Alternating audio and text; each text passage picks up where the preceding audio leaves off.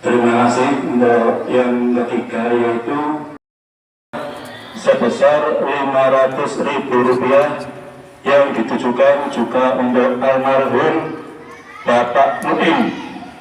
Demikian kami mohon barakah fatihahnya ila hadiniyah wa qulatin salihah ila qatilina Mustafa Sayyidina wa Maulana Muhammadin sallallahu alaihi wasallam. Karena sampai saat ini Allah SWT menakdirkan kita menjadi orang yang beriman dan Islam. Dengan iman dan Islam itu asal kita jaga sampai mati tetap iman dan Islam, pasti kita akan dimasukkan ke dalam surganya. Baginda Nabi Muhammad SAW bersabda, "Man kana akhiru kalamihi la ilaha illallah dakhala jannah."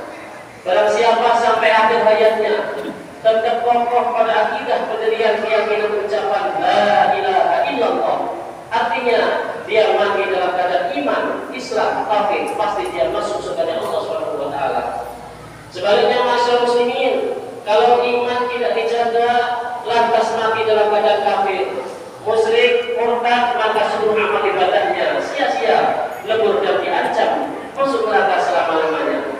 Allah Subhanahu wa taala berfirman di dalam surat Al-Baqarah ayat 217, A'udzu billahi minasyaitonir rajim, wa may yartadid minkum 'an dinihi fayamut wa huwa kafirun, fa ulaika habitat a'maluhum fid dunya wal akhirah, wa ulaika ashabun nar hum fiha khalidun.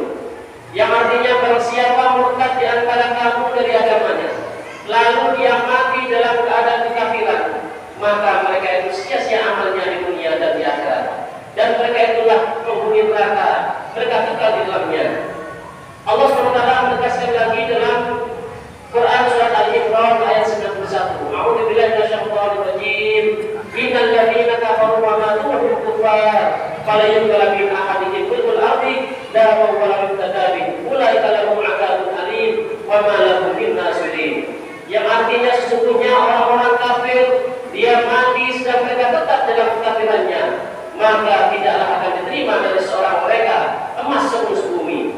Walaupun dia menembus dirinya dengan emas itu, bagi mereka itulah siksa yang sangat pedih, sekali-kali mereka tidak memperoleh kemenangan. Masyaallah muslimin jemaah yang sangat dimuliakan oleh Allah Subhanahu wa taala. Kita wajib menjaga iman dan harus kita jaga karena ini merupakan rahmat, merupakan anugerah dari Allah Subhanahu wa taala yang sangat besar. Kenapa dikatakan begitu? Karena tidak semua orang dikasih anugerah iman. Kita jauh dari julukan baginda Rasulullah SAW. Kita juga bukan sahabat Nabi, kita bukan pula keturunannya, tapi kita dipilih Allah, diberi iman. Kita mungkin tidak hafal Al-Quran, mungkin bacaan Quran masih banyak yang salah, juga masih belum dikatakan sebagai ahli ilmu. Namun kalau Allah SWT menghendaki orang bodoh, orang awam, dianugerahi iman. Dan orang pintar, alim, orang bisa juga dicabut imannya. Wallahu yahtassu bi rahmatihi man yasha, wallahu dzul fadlil 'adzim.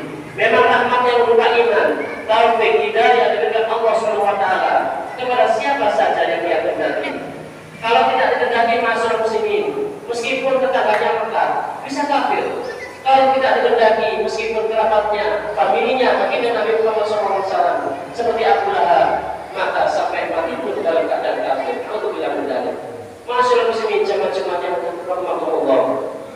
Meskipun secara jarak kita jauh dari baginda Nabi Muhammad SAW, secara nasab pun juga bukan keturunannya Nabi, namun kita bersyukur kepada Allah SWT menjadi orang yang beriman. Oleh karenanya, kewajiban kita adalah menjaga iman kita, jangan sampai lepas, jangan sampai hilang. Mengingat saat ini ujian keimanan semakin berat.